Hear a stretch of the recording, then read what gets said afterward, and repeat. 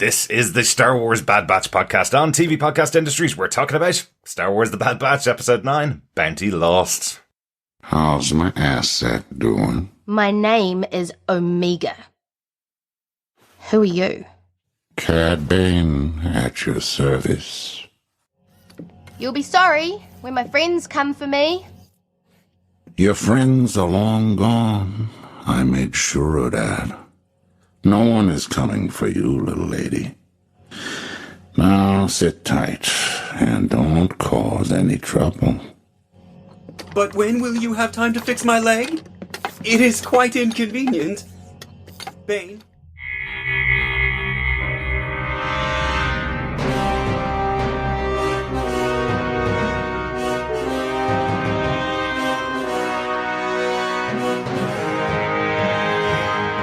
Welcome back, fellow troopers, to our discussion about Star Wars The Bad Batch. We're talking about Episode 9, Bounty Lost. I'm one of your hosts, Derek. Hello there, fellow troopers. I'm one of your other hosts, John. And rounding out this lost group of batchers, I am Chris.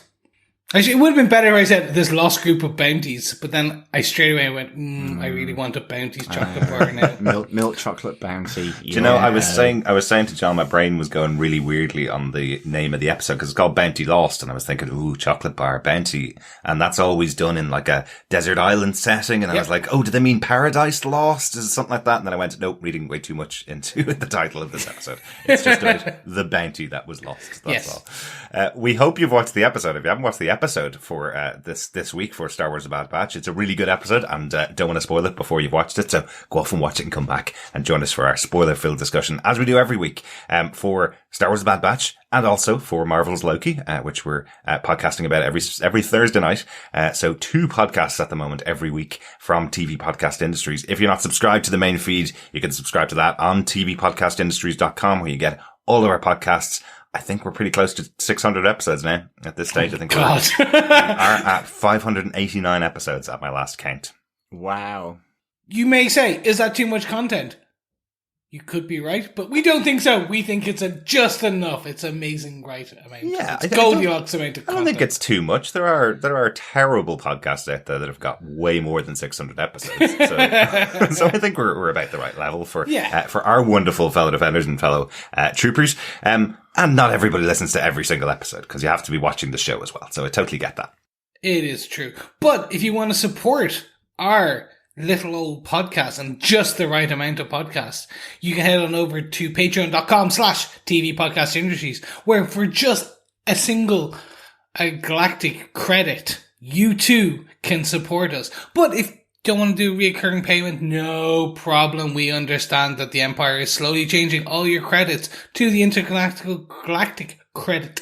So you can head on over to buymeacoffee.com/TVPI, where you can buy our illustrious editor, Derek, right here. You can buy him a coffee. It's not Star Wars themed coffee, unfortunately, because I'm assuming that would be like with a K and an E and a weird squiggle. But like, I'm pretty sure there probably is a coffee version in the Star Wars universe. I'm sure there is. There must be. Yeah. Yeah. Actually, you'd probably have to Google that. I'm sure there's a version of coffee that's been in one of the TV shows. In fact, I think there was one in Mandalorian. The other benefit to that, to buying me a coffee, is that John lives with me, so he also gets coffee. And Chris occasionally visits, so he also gets coffee. Yes, it's true. You can buy us coffee. It's great. It's a great go. service. But we're not here to talk about coffee. We are here. Well, we could talk about Star Wars. It'd be like Kopi or something now. But anyway, we're not here to talk about Star Wars Kopi, which is also known as coffee. We're here to talk about The Bad Batch. Yes, we are. This episode was executive produced once again, Dave Filoni and Jennifer Corbett. This episode was written by Matt Michnovetz, story editor for the season. He's been the story editor in every episode so far. And the episode was directed by Bora Vio and Nathaniel Villanueva, who both directed earlier episodes of this season. John, do you want to tell us what they gave us with your synopsis of The Bad Batch Episode 9, Bounty Lost? Beep, boop, boop, beep, boop. I might have to get you a sound effect for that in future. That means sure in droid. Sure in droid, exactly. I've been studying it closely, young Padawan. Anyway, closely pursued by Crosshair, the Bad Batch manage to make their escape from Bracca and try to pick up the trail of bounty hunter Cad Bane. He has imprisoned Omega aboard his ship, the Xanadu Blood, and left his damaged droid Todo 360 to guard their bounty. Todo needs fixing, but Bane has more pressing matters to deal with as he calls in his successful capture of Omega to Kaminoan Prime Minister Lama Su and arranges the prisoner transfer. After rejecting an offer from Nala Se to go to the rendezvous because of her personal interest in Omega, Lama Su sends another Kaminoan, Taun We, to their abandoned facility on Bora Vio to retrieve Omega. Meanwhile, aboard the Xanadu Blood, Omega tricks Todo 360 into freeing her from her prison and retrieves her comm device to reach out to the Bad Batch for rescue. She escapes from the ship and tries to hide on Bora Vio, but Cad Bane soon recaptures her and brings her to meet Taun We. But when he arrives, Bane finds the Kaminoan has been shot by Fennec Shand. As Fennec attempts to trade for Omega, a battle breaks out between the bounty hunters, and Omega runs free.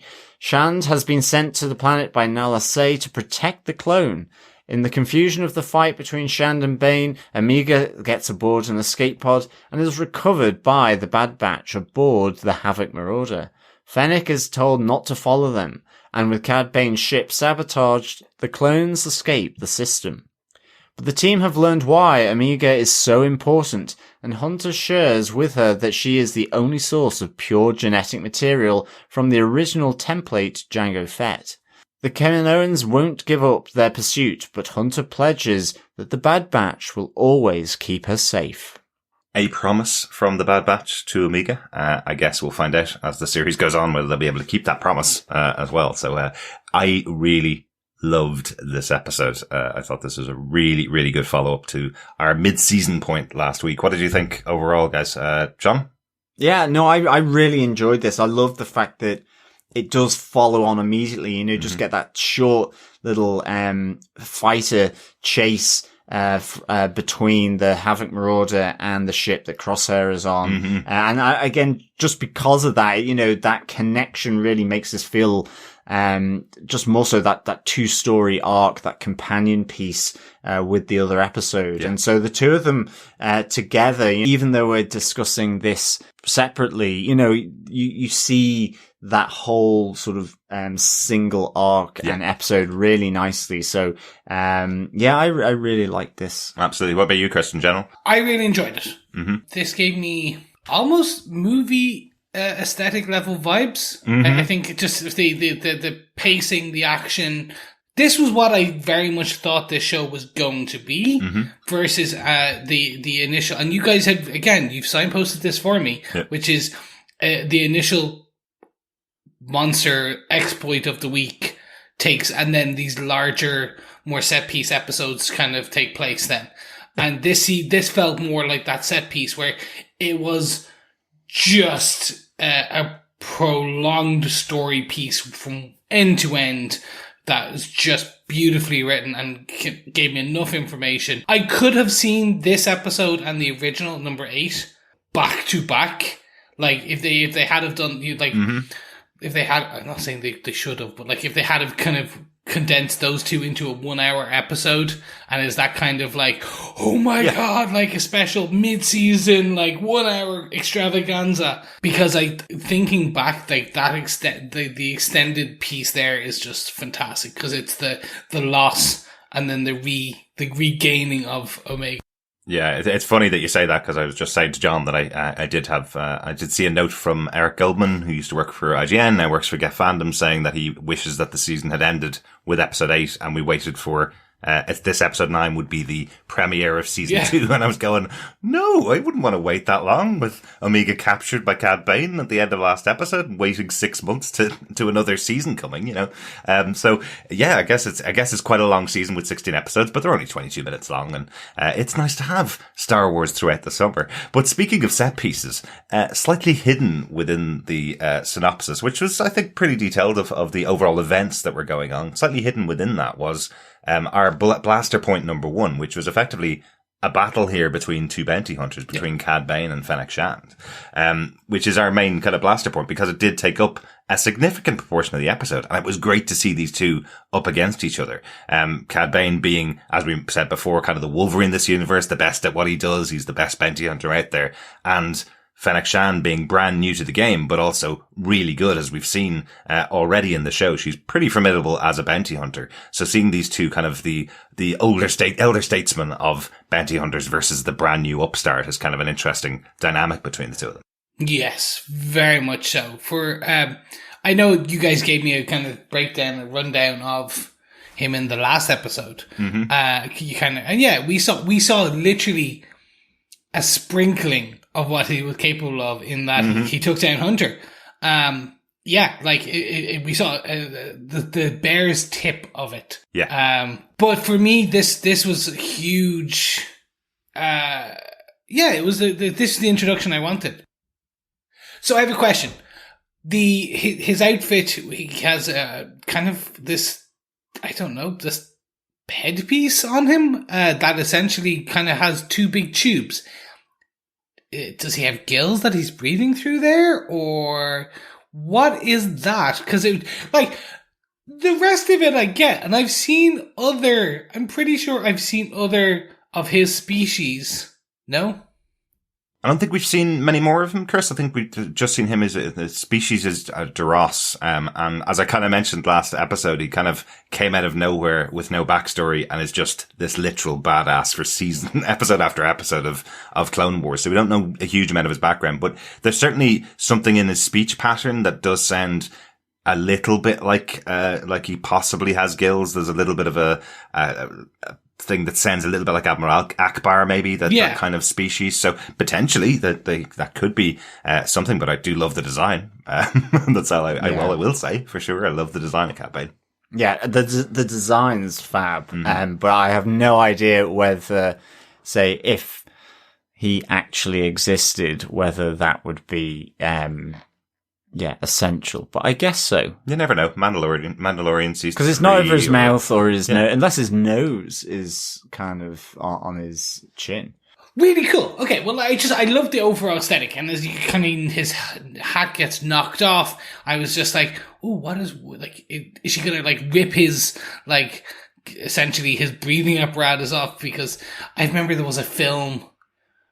Quite a kind of, I forget which sci-fi film it was, but essentially there was a big battle and the guy's mask gets taken off and he can't breathe and he chokes and he dies. Mm-hmm. Obviously not going to happen in this film, but you understand where it's maybe she could incapacitate him by getting rid of his breathing apparatus. But it was fantastic. It was a really good fight, and as I say, it's quite interesting to see, they're not supposed to be equals.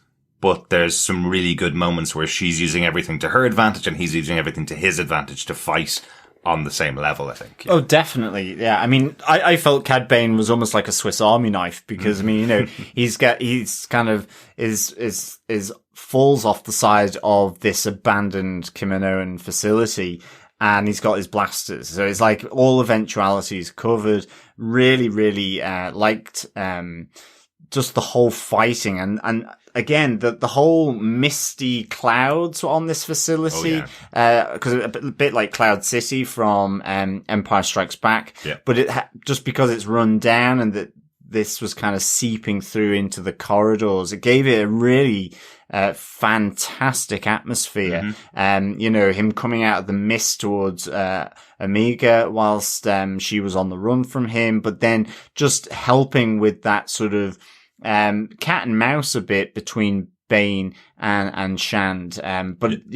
She was really, really good. She held her own against Bane and to be honest, probably got the upper hand in the end. I mean, I loved the little explosive device to sort of take him out and ultimately sabotaging the ship as well. The use of the kind of the bolos, beads, the bolos that sort of restrict him. She was certainly, new kid on the block with new tricks, I think. And so I really, really kind of liked that sort of difference. Just that she was one step ahead, effectively because of who has hired her. And I guess that's the other interesting thing here is that it felt like to me as well a bit that this fight between Fennec Shand and Cad Bane was also whilst we're not seeing it, there is a fight between Nala Se, who's hired Fennec, and Lama Su, who's hired Cad Bane with the Kaminoans. And I kind of really like that idea because, the Kaminoans from the prequels, kind of just very floaty and, very floaty, kind of look like they do way too much yoga, I guess, and relax a bit too much. But I like this idea of showing sort of a bit of the rough and tumble of Kaminoan politics just through these two, and just through the brief moment that we see of them, where Lama Su, sort of calls out Nala Se's personal interest in Omega. So I guess he knows certainly that she was the one that effectively allowed her to escape with the Bad Batch initially. Whether he knows that actually she's hired a bounty hunter to rescue her. It also kind of makes the point that as a bounty hunter, Fennec Shand, in a sense, she's neither good or bad. She just deals in the commodity, and that may be good or bad. In this case, it's all about the job to effectively keep Omega safe in this case. And I thought that's an interesting point, that she doesn't keep her ticket open with Fennec Shand when she knows that the Bad Batch have managed to rescue her and take her off planet. She's happy with the Bad Batch keeping them. So then she, keeping her safe as well. So I like that whole thing from this for sure. Yeah, absolutely. And it seems like something really important to the new Star Wars universe, I guess we'll call it, these TV shows like Mandalorian and like the Bad Batch now, where they're dealing with bounty hunters, because bounty hunters that have been seen in the past, the way they were introduced was that they were chasing down our hero, Han Solo. That's the moment you get introduced to the bounty hunters. So you think of them as bad guys. And what they've really been clear at doing in Mandalorian, so that you can root for your main character, is going, he follows the job, he gets paid money, he takes the money and he goes out and does whatever job is required of him. And sometimes that's capturing somebody that hasn't paid their rent effectively. And sometimes that's going out and getting a bad guy and taking them out and killing them effectively. But that's the job. That's what they're members of the Bounty Hunter Guild for. It doesn't necessarily mean that they as bounty hunters are good or bad. So it kind of adds that grayness and adds that good element to them for being central characters. So we see here from Fennec Shand, we were kind of questioning whether she would turn and go on the side of the Bad Batch and help to save Omega at some point during the series.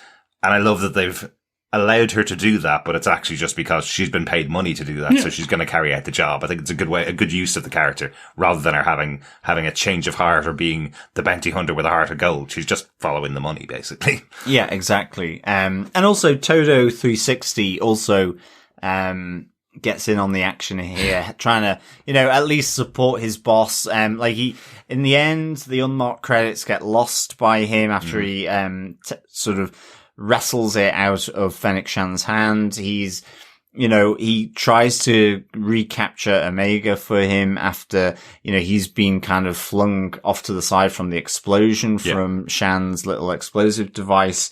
So yeah, I love you, Todo 360.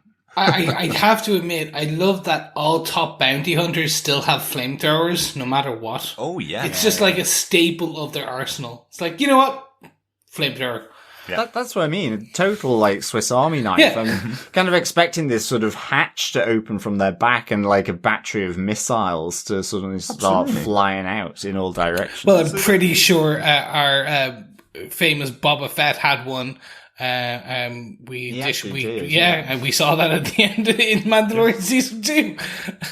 Yeah, absolutely. And I suppose that's one of the things that did come out of Mandalorian that I know we didn't cover it on the podcast, but one of the things that did come out of Mandalorian was very much you go through levels like you do in a video game. When you're getting, your status as a bounty hunter, you are allowed to get a jetpack, for example, when you get to a certain level, and you're allowed to get certain weapons when you get to a certain level. So it feels like the reason why Cad Bane is the Swiss Army knife is because he's old school. He has all of these years of experience and all these ways of working and all these little elements added to his suit. Like he does have, as you said, the jet boots when he gets kicked off the side of the building, which I thought was the end of Cad Bane. I absolutely thought this was the moment when they were kicking him off the side of the building, on the planet when Fennec, kicked him over. It was like, how's he getting out of that one? Oh, of course, jet boots. Yeah. That's the best, most Star Warsy thing. I was just like, because I thought the exact same. I was like, oh, so this is how Fennec Shand becomes the top bounty hunter for a while.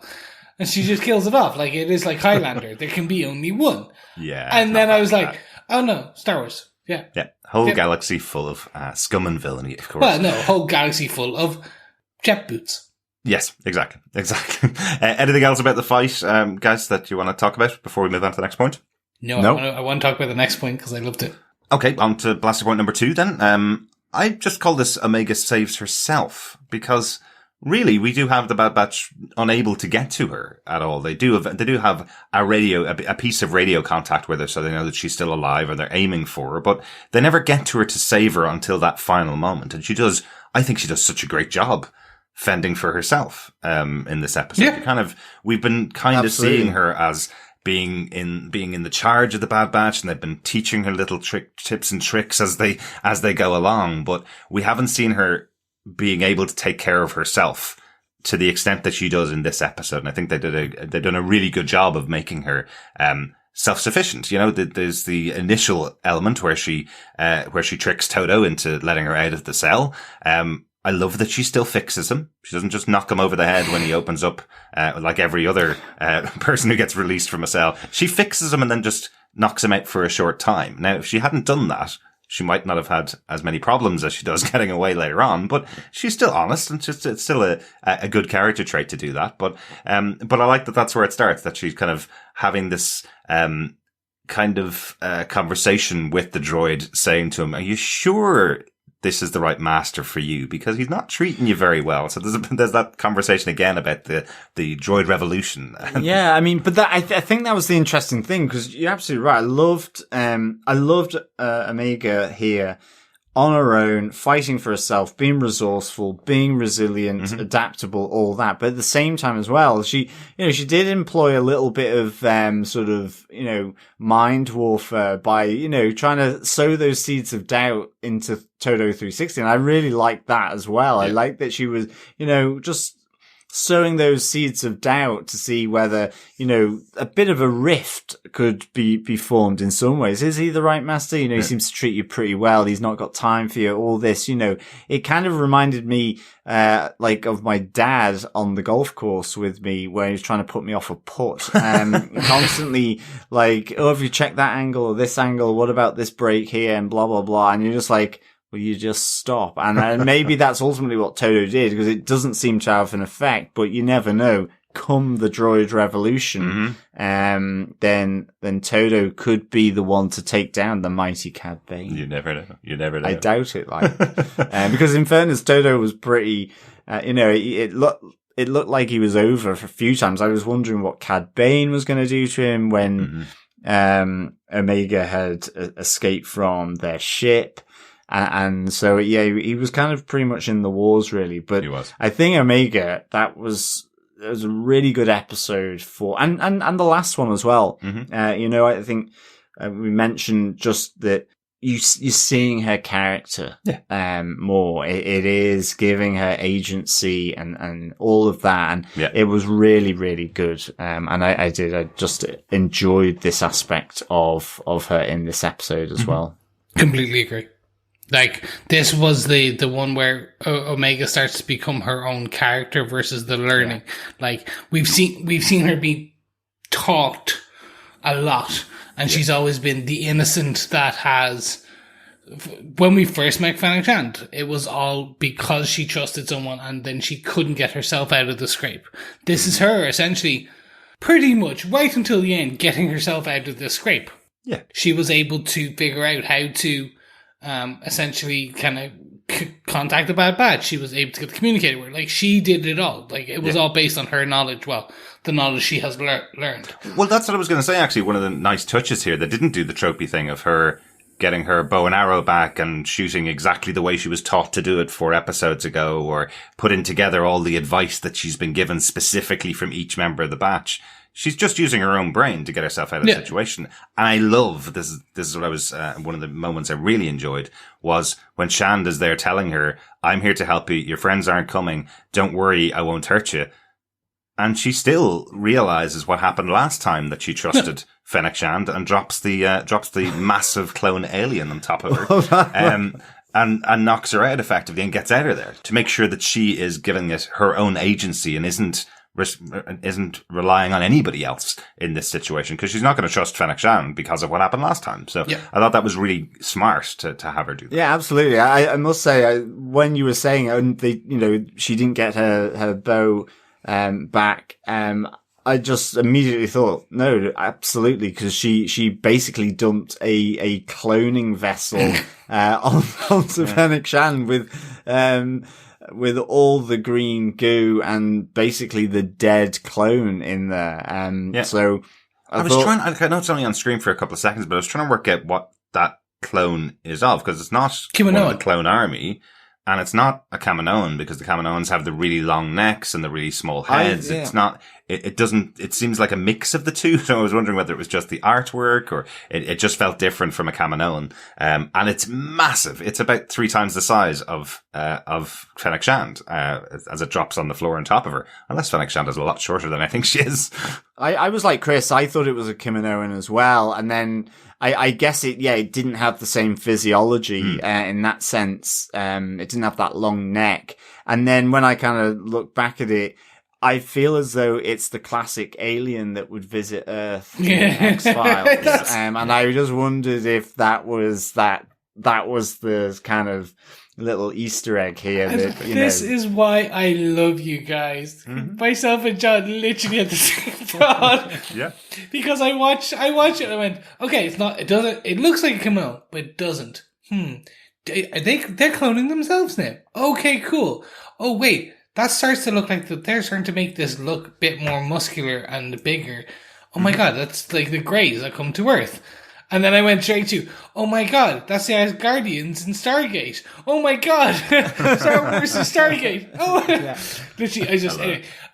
I love it. Like, I suppose the planet itself is the abandoned cloning site of the Kaminoan. So it's entirely possible in story that they've effectively tried to create an army of Kaminoans who are very different from the scientist Kaminoans that we've seen so far. The army version.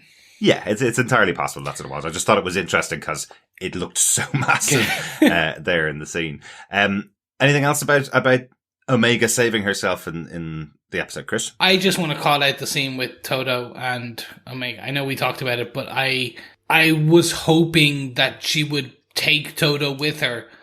So, because the initial interaction where she's like, he's so bad for you. And Seth Green, I've forever since Buffy have loved Seth Green. And like his stupid buddy, it used to be Stupid Monkey, but I think it's Stupid Buddy Productions now with Bracca, the Robot Chicken stuff and the MODOK.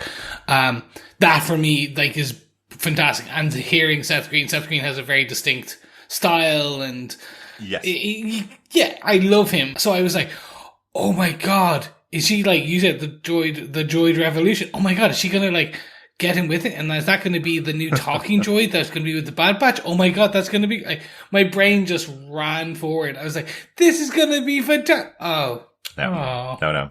He is the sidekick of Cad Bane, and I don't think I would like to be on the wanted list for Cad Bane if he ran away. He'll never leave them alone.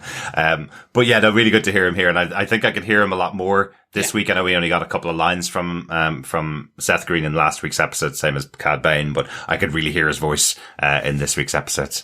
Yeah. Agreed. And it was very Seth Green. Definitely. I was like, oh, they let him be himself. Cool. Well, I guess with those 2 big points done, let's go on to our final blaster point, because we do get the reveal of Omega's importance in this episode. We get the actual reveal of why it is that she's so important, which I thought was pretty massive. We've been waiting for this all season now as to why she's important.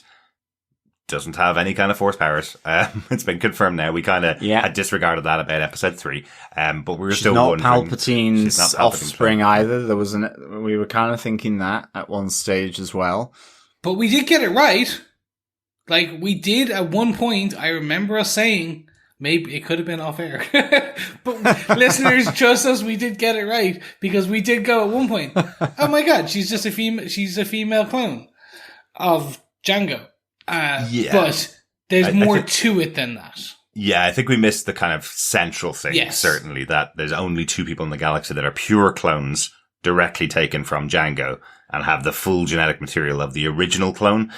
So it's something that we may have missed in this, in just the Bad Batch alone. But I know by the end of the Clone Wars, they were kind of saying so many clones had been created throughout the Clone Wars, the actual Clone Wars, not just the TV series, but the actual Clone Wars. So many clones have been created from just this one specimen that they were starting to degrade and not get as good. This is part of the reason why they were easier to beat. I think by the end of the 7 seasons of the Clone Wars and the end of the Clone Wars, they were getting easier to beat because they weren't as good as the first generation clones like Rex, who we just met. A copy of a couple copy of weeks of a ago. copy of a copy. Exactly. exactly. So she is the most important one for them, and Boba Fett would be as important for the Kaminoans because both of them have the full genetic material, which means they can start again with their cloning process with some real genetic material that's as close to the original as possible. So, it's quite a big reveal, and you can see why she's so important to the Kaminoans. Yeah, and I think the really good thing here is it goes back to our blaster point 2 as well. You know,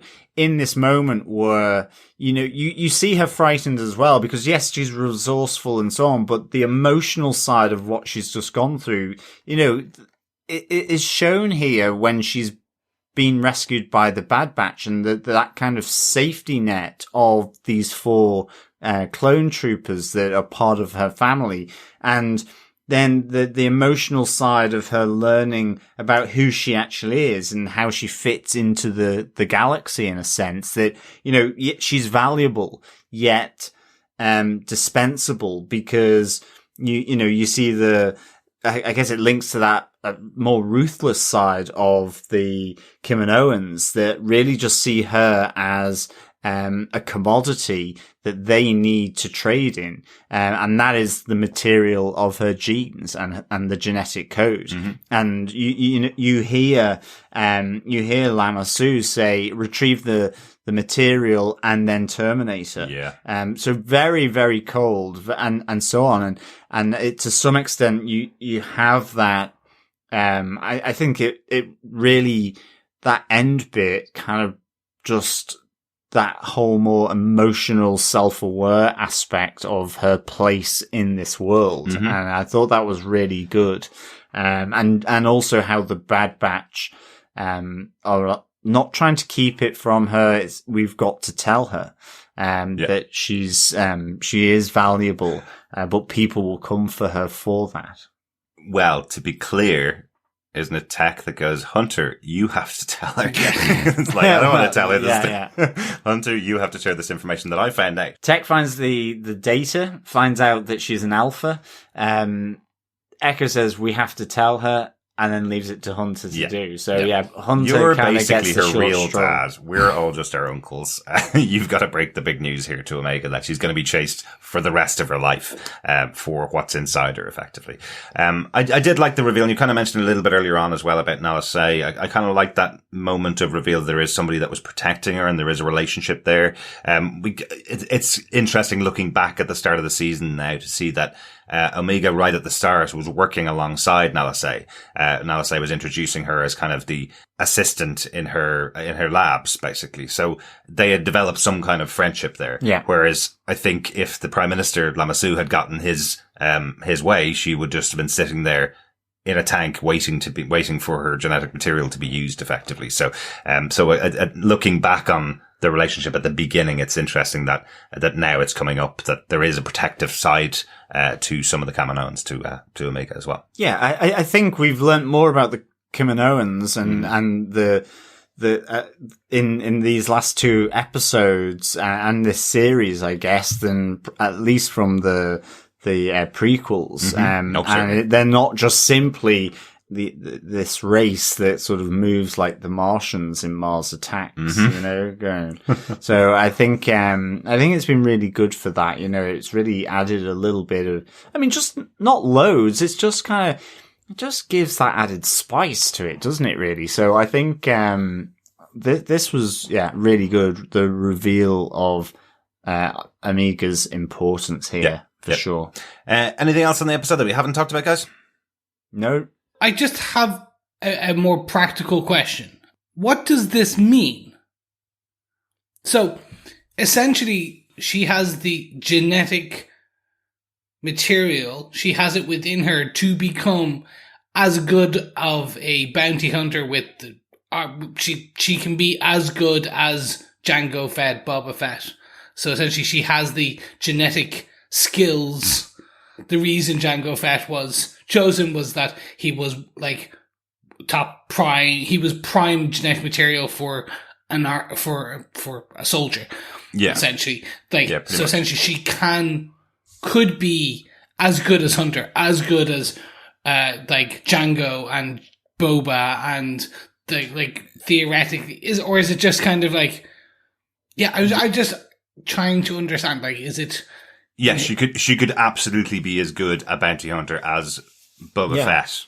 I think the genetic traits that they've bred cloned, those genetic traits that would pass between the generations and is captured within the sequencing of the DNA. And I suppose we know, because we know how good a bounty hunter Boba Fett is, it would be passed the same way, so she should be as good at being a bounty hunter as Boba Fett. But remember, every one of the clones, including the Bad Batch, has had some changes made to them by the Kaminoans when they're doing their cloning process. So it's not that she could be as good as Hunter, it's that she's as good as Django and as good as Boba Fett. Oh yes, so the rest of them have all had amendments or changes made to them during the cloning process. So some of them, like the Bad Batch themselves, have had genetic mutations that have made them really good at certain areas, like we know from this team, but every one of them is different from Jango Fett except for Boba Fett, and now we know Omega. Okay. Yeah. Cool. So thank you, because that does make it very much more interesting, because we could have a Boba Fett? No, that's terrible. That's terrible. Yeah, yes. that is terrible. Can't do. What's it? Barbara Fett. Barbara Fett. There you go. Odessia Fett. Because they did even call out in the episode when they mentioned Boba Fett that he was once called Alpha and she's Omega. So, so they are calling out that there is a possible change of name for the character coming in the future, from Omega to something else, and maybe she will choose Barbara Fett. I kind of like that. Well, the thing I'm really interested in, and I'm just calling it out now, and we can move into the notes, is the next Mandalorian live action is the Book of Boba Fett. Absolutely, and. It could be, I'm going to find my sister. That would be cool. There you go. Anyway. There will be some ties in there. And remember, Fennec Shanda's met her. Yeah. Fennec Shanda's in the Book of Boba Fett as well. So exactly. That's a good note and a good point to end the discussion about the episode. Anything else that you guys want to talk about before we close out? No, nothing not from for my me. side. Excellent. Well, overall then, what did you think of the episode? John, I'll give it to you straight away. What did you think of Bad Batch Episode 9, Bounty Lost? I loved it. Again, this is another 5 out of 5 for me. It's 5 Todo thruster legs out of 5. I just loved how, again, the development of Omega in here without the Bad Batch, and having two fantastic bounty hunters having a little face-off, and how that kind of translates to the Kaminoans. Really liked it. And with Todo spinning around, a la Kylie Minogue, then I guess, that just brought that nice light relief. But I just thought it really developed Omega as the central point that the Bad Batch are around, and then them rescuing her from the escape pod, and that family vibe I thought was really, really good. So this was a 5 Todo thruster legs out of 5 for me. Excellent. How about you, Chris? What do you think overall? I was in. This was the hooks and barbs are finally fully set. This is the action I'm here for. This is the storytelling. This is the choices I'm very much down for. I do understand that we may have to go back to 1 or 2 story of the weeks, but that's fine, because every now and again we'll get this just spectacular choice and episode. So yeah, I'm down 100%. What about yourself, Derek? Excellent. I love the setting of this episode. I'm totally aligned with you guys. I love the episode overall, but I love the setting. Like you mentioned, that the smoke that's coming out of the doors as those places are open, and how they use that to hide the characters is really cinematic. Yes. I really like that for a 22-minute cartoon that's effectively aimed at kids. You know, they've done such a great job of making it stand outside of those kind of parameters. Like, genuinely, I'm now excited every week on a Friday morning when I get up in the morning. I sit down with my cereal and my coffee to watch a cartoon at 8 a.m. in the morning before I go to work. It's the greatest start to a Friday morning. Saturday as a kid. Exactly. It's recapturing that for me. So I'm really enjoying this series and really enjoying having this to watch every week for 16 weeks. That's so cool. Well, I suppose, 14 weeks, because we had 3 of them in the first episode, didn't we? So, so we have another 8 more to go, don't we? Yeah. 7 more to go. Something like that. My maths is terrible on a Friday evening, but all I will say is I really enjoyed the episode. Let's go on to some of the feedback from our fellow troopers. First up, over an email to feedback@TV Podcast Industries, Caleb Dyer says, I've been listening to the Bad Batch podcast and I want to bring up a point related to Caleb Doom. You guys keep saying he might return, but in Rebels, he is extremely distrustful of all clones, including Captain Rex. So I don't think he would return, because if we met the Bad Batch again, he wouldn't be so distrustful of clones in Rebels in the future. Also, have you noticed how bad the Bad Batch are in 1-versus-1 situations? Is this realistic? They're so good as a team, but individually, they're quite poor fighters. Thanks so much, Caleb. Yeah, thanks so much, Caleb. I think you're right. You know, in Rebels, he is extremely distrustful of clones, and you're right, including Rex. And I guess it's just more to have him back in the series. That's what I would love to see. And so it's kind of saying that, you know, he might ultimately return. And I'm just wondering, you know, with the clones, the way it went down, during Order 66, as we see in the first, episode, it's just the sense that they didn't immediately go to kill him effectively and do the Order 66. He was still really mindful about trusting them anyway. Sure. You know, he jumped across the ravine at the start, but I just wonder if there are any clones that he might have some thread of trust. It could be with the Bad Batch clones. And maybe, but it's more about wanting to see Caleb, Doom in this series, or at least make a reappearance. But I'm not too sure, you know, as we move along now, I guess I'm not too sure that would happen, other than if it's where the nascent sort of rebellion is, and he's with some of the other main players there, like Saul Guerrero. So I guess it's more just a hope that he's there, and I think what we were saying really is that they've created the character. He's in the first episode. It's a great little nod for Rebels fans. You know, I think they can write their way around this. That he could have another meeting with the Bad Batch. They may meet up with them again, but it may reinforce why he distrusts clones. Yeah. Whatever his meeting is. You know, there are ways to include him. I know you're absolutely right. When it gets to Rebels, he is massively distrustful of clones. Understandable. About 1 million of them turned their guns on the people that were supposed to be the protectors of the universe. So I can get that, including himself. So I can get why he would be very distrustful of them. But he may have another encounter with the clones, or maybe with Omega at some point in the future, just because the characters in the universe, and that's what they tend to do in Star Wars. But I don't think he'd become a major player in this show by any means. His story is in Rebels, really. Yeah, I think it's because his story has played out. I think there can be. We've got 8 more episodes of this, 7 more episodes of this season. Yeah, plus an additional, who knows how many series, and 7 more. 7 more series, and 6 more in the movie. I never say never. I think that's the key thing, because what we're even finding now is they will always find nice ways of weaving a galaxy that is far, far away very closely threaded. Look at it. Look what happened based on a whole family Skywalker saga. Exactly. He's a piece on the chessboard. Yes. And I think on the one against one situations, the one-on-one situations, it's interesting, isn't it? I think in some cases the one-on-one situation there's a lot of others attacking at the time, so they're outnumbered.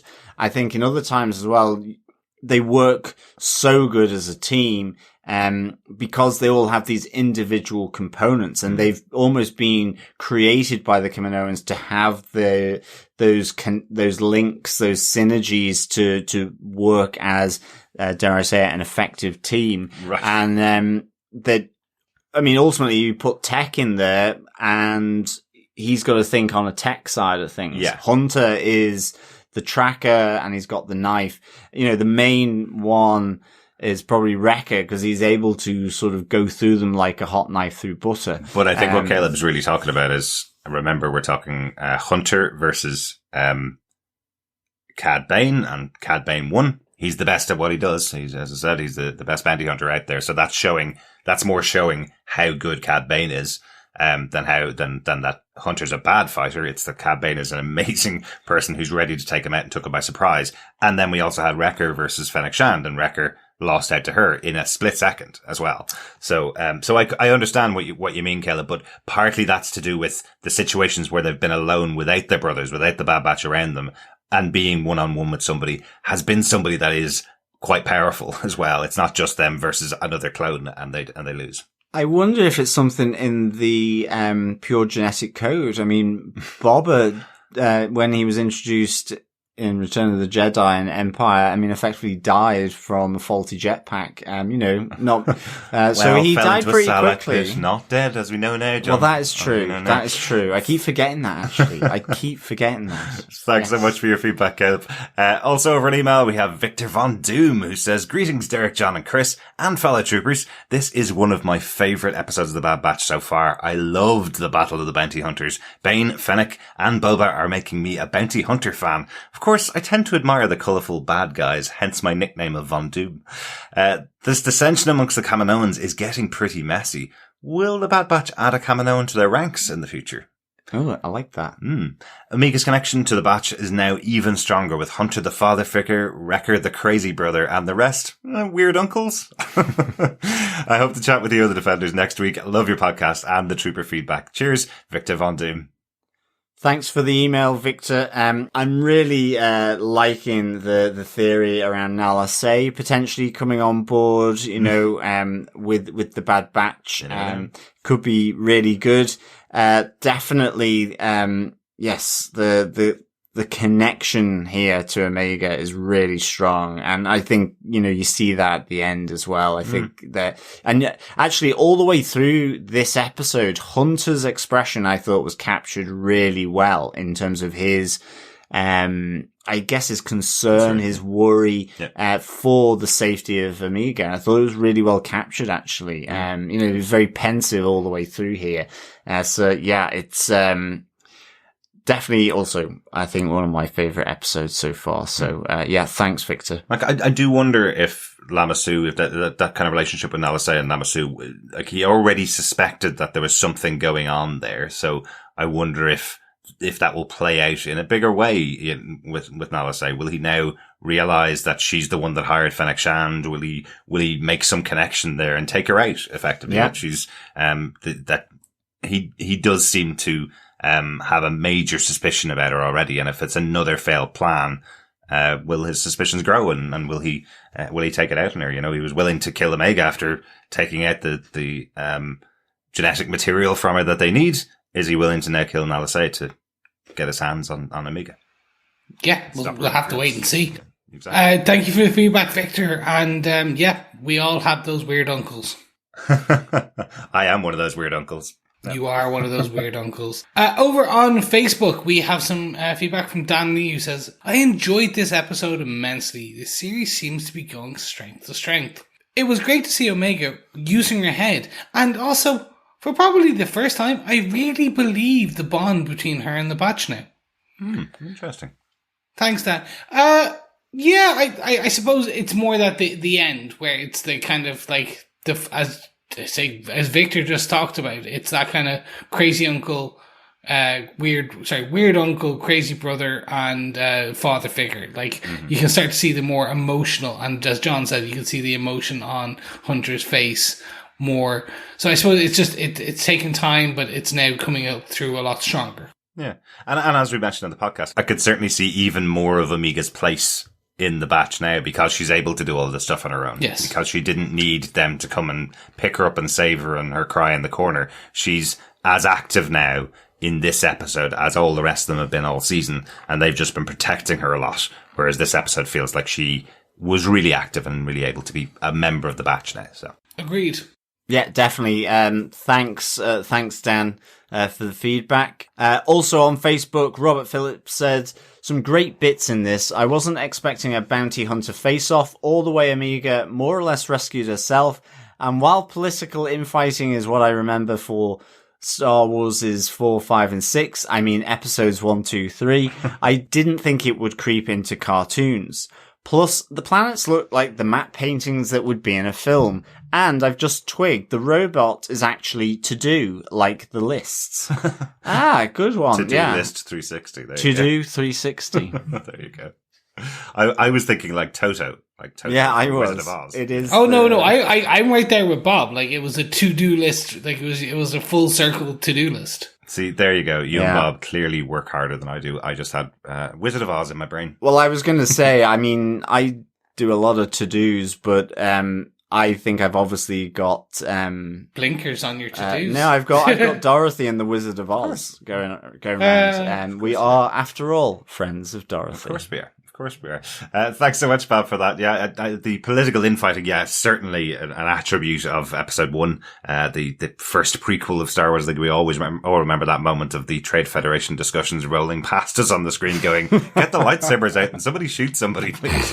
But it's been a pretty central feature of the Clone Wars cartoon.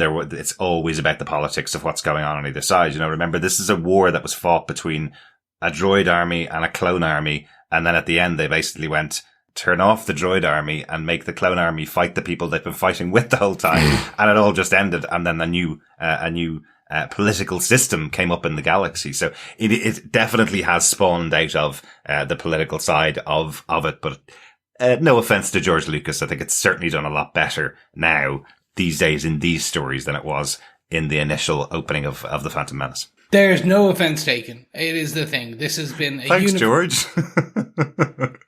There is no offense taken. Like, this is the thing. The Star Wars. It has been, if anything, it was one man's dream, which has now kind of just been added to and expanded upon by the creative vision of so many more in fun, unique, and amazing ways. I will literally also say there is probably some bad takes, choices, and things like that, but overall, it's been amazing. And in this case, in Filoni, we trust. Yes, we do. Yes, we do. And in Jennifer as well. Thanks so much for everybody that sent in the feedback for this week's episode of The Bad Batch. Hopefully you can send us in some more feedback for the next episode. Email us to feedback@tvpodcastindustries.com or pop on over to our Facebook group at facebook.com/groups/tvpodcastindustries, or you can find us on Instagram or over on Twitter if you want to send us any thoughts over there as well. It's been great hearing from you for this episode and great watching this episode. Yes. Yeah. We'll see you again next week, and in Jennifer we trust. Exactly. Yes, exactly. We are going to be back to chat about Star Wars The Bad Batch, Episode 10, Common Ground, which will be on Disney Plus next Friday. And of course, then we are midweek here with our coverage and discussions of Loki. Episode 4. Episode 4. Yes. Indeed. Over the halfway point on Loki. I want to say thank you to Rebel Cells, podcast covering Star Wars, because they pointed out that the episode names for Star Wars The Bad Batch have finally been released. The next 3 or 4 episodes have been released. Thanks, guys, over in Rebel Cells. I wouldn't have gotten the episode titles otherwise, so I've been waiting every week for the episodes to air to write them down really quickly in our notes. So that's great. Thanks so much for that. And once again, thank you to all of you for joining us for this episode. Yes. Thank you so much, ladies and gentlemen, boys and girls, fellow defenders. We will speak to you next week. Yes. Again, thanks so much, fellow troopers. It's great having these chit-chats with you about the Bad Batch. Remember, keep watching, keep listening, and keep trooping.